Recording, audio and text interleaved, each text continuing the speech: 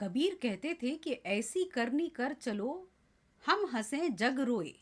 लेकिन कबीर के देश के लोग ऐसी करनी कर रहे हैं कि जग हंसाई हो रही है।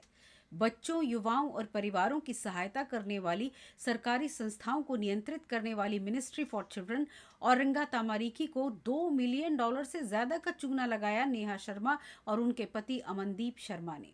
नेहा शर्मा 2021 तक 5 साल मिनिस्ट्री ऑफ एजुकेशन में रही, फिर जाली रेफरेंसेस देकर औरंगा तामारीकी में प्रॉपर्टी एंड फैसिलिटी मैनेजर बनी।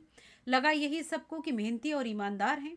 उनके पति अमनदीप शर्मा एक कंस्ट्रक्शन कंपनी चलाते थे। क्राइस्टचर्च स्थित उनकी इस कंस्ट्रक्शन कंपनी डिवाइन कनेक्शन को औरंगा तामारीकी के कॉन्ट्रैक्टर्स की सूची में शामिल किए जाने के लगभग 8 महीने के बाद इसके पेपर वर्क पर सवाल खड़े होने शुरू हो गए, क्योंकि वो प्रॉपर नहीं होते थे।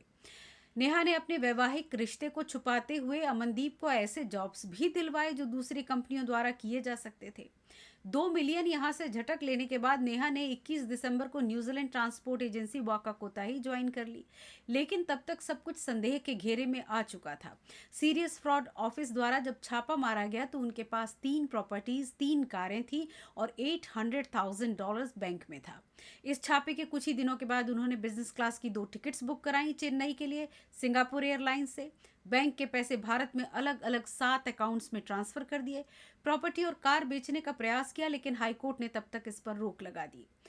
अब नेहा शर्मा को धोखाधड़ी से धन प्राप्त करने, जाली दस्तावेज देने और मनी लॉन्ड्रिंग सहित कई आरोपों में दोषी पाए जाने के बाद 3 साल की जेल की सजा सुनाई गई है। पति अमनदीप भी धोखाधड़ी से धन प्राप्त करने और मनी लॉन्ड्रिंग के लिए दोषी पाए गए हैं। उन्हें जून में सजा सुनाई जाएगी। इनके बड़े बच्चे को कोर्ट की अनुमति से इंडिया भेज दिया गया है, अमनदीप की बहन के पास, और जो छोटा बेबी है वो नेहा के साथ जेल में रहेगा।